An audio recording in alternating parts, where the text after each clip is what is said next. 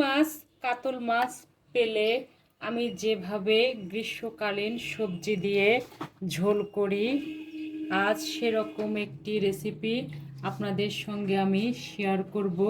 চলুন দেখে আসি কিভাবে তৈরি করেছি। তার জন্য এখানে আমি গ্রীষ্মকালীন সবজি নিয়েছি, ঝিঙ্গা নিয়েছি, পটল নিয়েছি, আলু নিয়েছি। আমি একটু লম্বা লম্বা করে কেটেছি। এখানে কাটার কোনো ধরাবাঁধা নিয়ম নেই, যে যেরকম করে পারবে সে সেরকম করে কেটে নেবে।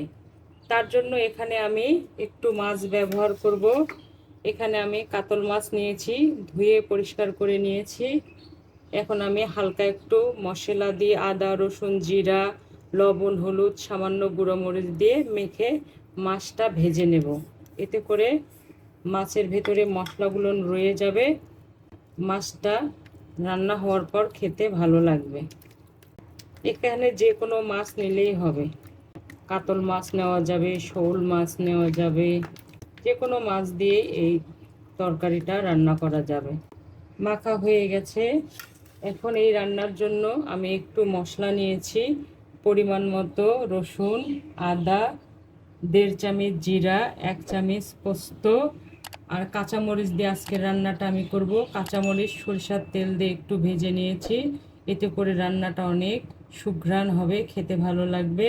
আর 3 চামচ চীনাবাদাম নিয়েছি, এগুলো আমি এখন বেটে নেব। আর রেগুলার হালকা যে মশলা থাকবে আমি রান্নার সময় দেখিয়ে দেব। তেল গরম হয়ে গেছে, আমি এখন মাছগুলো ভেজে নেব। আর এখানে একটা টিপস, আমরা মাছ ভাজার সময় যে কড়াইতে ভাজি না কেন, আগে কড়াই গরম করে নেব, তারপরে তেল দেব।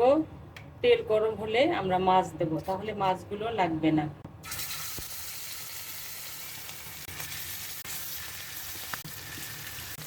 মাছগুলো ভাজা হলে আমি দেখিয়ে দেব। আমি এখন মাছগুলো উল্টিয়ে দিচ্ছি।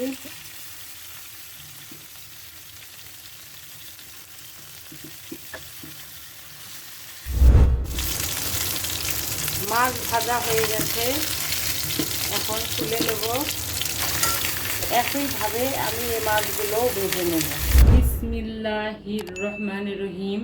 কড়াই গরম হয়ে গেছে, আমি সরিষার তেল দিয়ে রান্না করব, তাই পরিমাণ মতো সরিষার তেল দিলাম। এখানে সাদা তেলও দেওয়া যাবে। সামান্য একটু কালো জিরা ফোড়ন দিলাম, এতে করে রান্নাটা অনেক সুস্বাদু হবে। সামান্য একটু পেঁয়াজ কুচি, 3 মিনিট ভেজে নেব। পেঁয়াজ ভাজা হয়ে গেছে, আমি 3 মিনিটের মতো ভেজে নিয়েছি। পরিমাণ মতো পানি দিলাম বাকি মশলা অ্যাড করার জন্য। পরিমাণ মতো লবণ, পরিমাণ মতো হলুদ।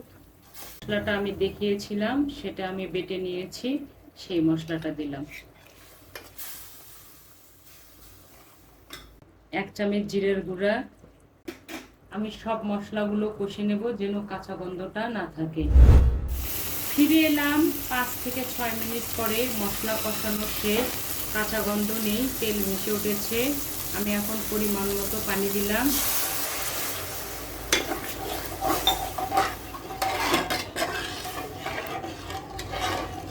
যে মাছগুলো আমি ভেজে রেখেছিলাম, সেই মাছগুলো এখন এই মশলার ভেতরে আমি কষিয়ে নেব। এতে করে রান্নাটা অনেক স্বাদ হবে, মাছটা খেতেও ভালো লাগবে। মাছটা কিন্তু আমি নাড়াচাড়া করে দেব। মাছ কষানো হলে আমি ফিরে আসবো। ঢেকে দিলাম। ফিরে এলাম 10 মিনিট পরে। মাছ কষানো হয়ে গেছে, তেল ভেসে উঠেছে। এখন আমি মাছগুলো উঠিয়ে নেব।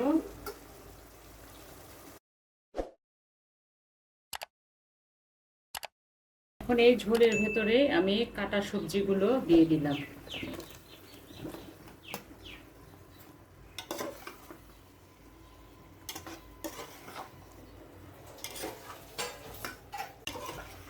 এখন সবজি থেকে যে পানি উঠবে আর যে পানি আছে, এই পানির ভেতরে আমি সবজিগুলো সুন্দর করে কষিয়ে নেব।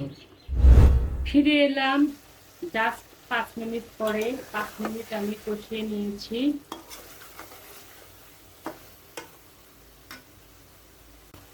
এখন আমি পরিমাণ মতো পানি দিলাম।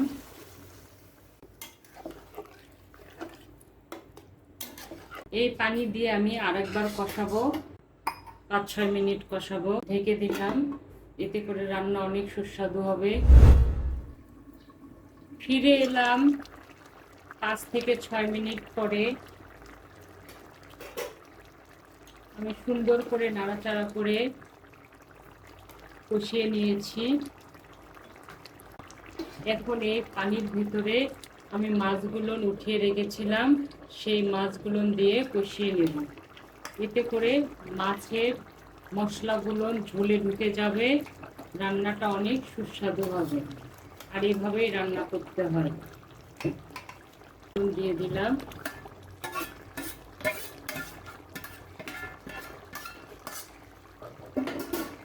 এখন আস্তে আস্তে নাড়াচাড়া করতে হবে যেন মাছগুলো ভেঙে না যায়। আমি আস্তে আস্তে নাড়াচাড়া করব, 5-6 মিনিটের মতো কষিয়ে নেব। ঢেকে দিলাম। ফিরে এলাম 6 মিনিট পরে। আমি আস্তে আস্তে করে নাড়াচাড়া করে দিয়েছি। এখন আমি ঝোলের পানি দেব। যেহেতু আমি পাতলা ঝোল করব, তো একটু বেশি পানি দেব। এখন একটু 2 সাইড ধরে আমি নাড়া দেব। আর একটু পানি দেব। আমরা যেরকম ঝোল রাখবো সেরকম পানি দেব।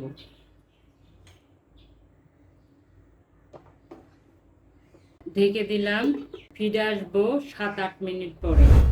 ফিরে এলাম 9 মিনিট পরে। রান্না আমাদের প্রায় কমপ্লিট। আমি হাফ চামচ জিরার গুঁড়া দিচ্ছি। জালটা বন্ধ করে দিলাম। এই পর্যায়ে জিরার গুঁড়া দিলে রান্নাটা অনেক টেস্ট হবে। আর জিরার গুঁড়াটা অবশ্যই দেবেন। কেউ যদি না খান তাহলে স্কিপ করবেন, তবে জিরার গুঁড়া দিলে অনেক টেস্ট হয়। দিলাম। ফিরে আসবো 7-8 মিনিট পরে। ফিরে এলাম 5 মিনিট পরে। এত সুন্দর একটা ঘ্রাণ নাকে চলে আসলো, জিরের গন্ধে পুরো ঘর যেন ভরে গেছে। আমি এখন পরিবেশন করব। যেমন উপকারী তেমন দৃষ্টিনন্দন কালার, একদম গরমের উল্লেখযোগ্য ঝোল। এভাবে অবশ্যই তৈরি করে খেয়ে দেখুন কতটা সুস্বাদু। ছোট বড় সবার জন্য উপকারী এ রান্না। আশা করি আপনাদের ভালো লেগেছে। আর ভালো লাগলে প্লিজ আমার ছোট্ট চ্যানেলটি সাবস্ক্রাইব করে ভিডিওটি লাইক কমেন্ট শেয়ার করে আমার সঙ্গে থাকবেন। ভালো খান, সুস্থ থাকুন। ইনশাল্লাহ আবার দেখা হবে। আল্লাহ হাফেজ।